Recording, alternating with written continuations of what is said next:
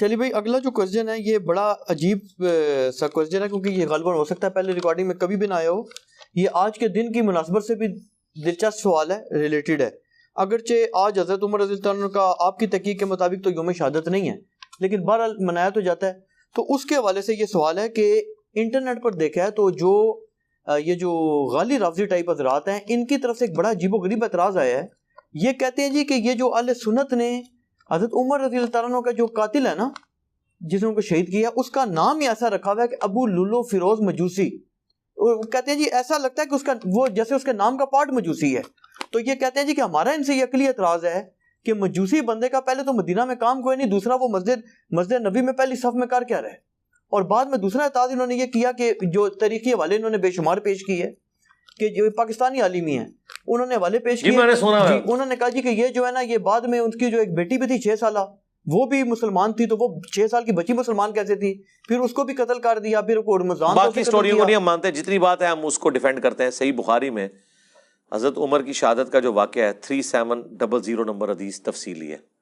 اس میں جب حضرت عمر کو زخم لگا ہے تو انہوں نے پہلا سوال یہ کیا ہے کہ یہ میرے پہ حملہ کرنے والا مسلمان ہے یا کافر؟ تو بتایا گیا مجوسی غلام ہے، کافر ہے.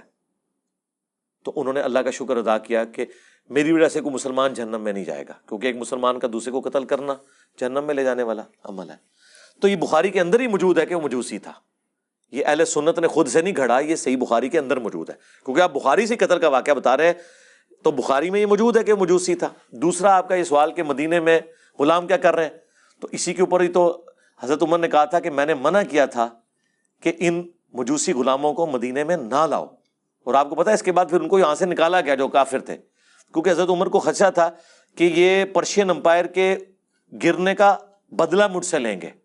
ظاہر ہے ان کے دلوں میں غم تھا. تو غلام آئے ہوئے تھے نا، غلام کے لیے مسلمان ہونا شرط نہیں ہے.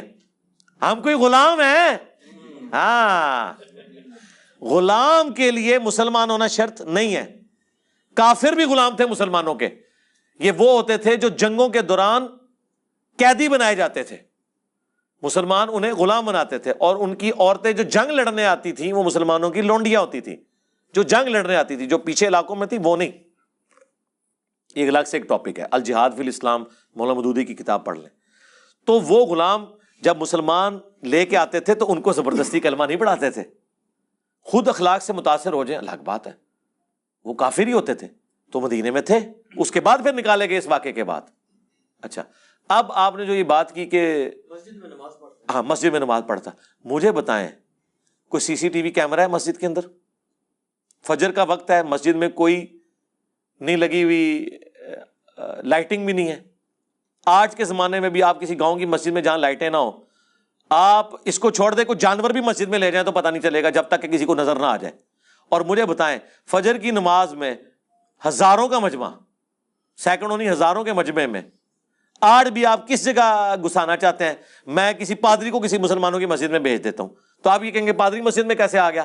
چھوڑ دیں. پچھلے دنوں یہ مجھے واسق بھائی نے بتایا، ایک اسرائیل کا صحافی سعودیہ میں مکے سے ہو کے چلا گیا، باہر جا کے انہوں نے دسیا کتنے قادیانی ہیں جو اپنے نام بدل کے اس ماڈرن دور میں حج اور عمرہ کر کے آ گئے ہیں. تو آپ کہیں گے یہ کیسے ہو سکتا ہے کہ قادیانی وہاں پہنچ گیا؟ قادیانی تو غیر مسلم ہے اور غیر مسلم کا داخلہ وہاں پہ منع ہے. بھائی وہ دھوکے سے گیا ہے نا.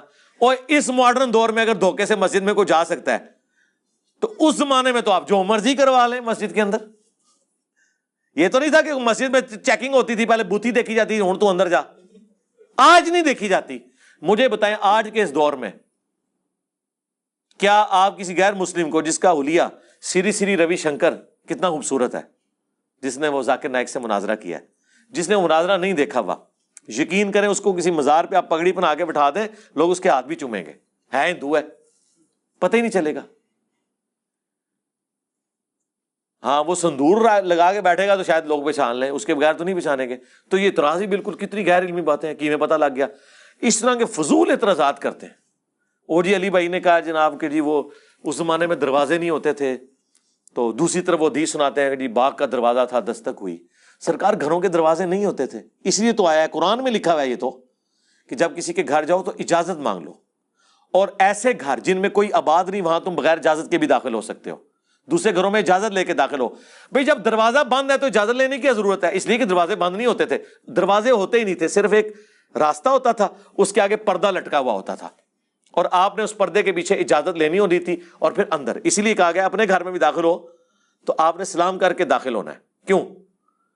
ورنہ تو دستک ہی کافی ہوتی ہے اٹینٹیو کرنے کے لیے. اس لیے کہ دوسرا بندہ تو اجازت لے کے داخل ہوگا, عام بندے کو اجازت کی ضرورت نہیں, تو السلام علیکم کہہ کے داخل ہو, تاکہ اگر گھر کے لوگ کسی آکورڈ پوزیشن میں ہیں تو اپنے آپ کو پہلے ہی درست کر لیں. تو واقعی اس زمانے میں دروازے نہیں ہوتے تھے.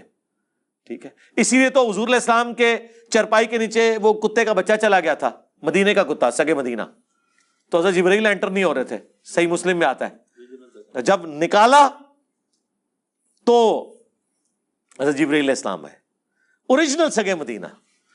ہاں, اگر اوریجنل سگے مدینہ کا یہ حال ہے تو اتنے تے سگے مدینہ تے شاہی کوئی نہیں. ہاں,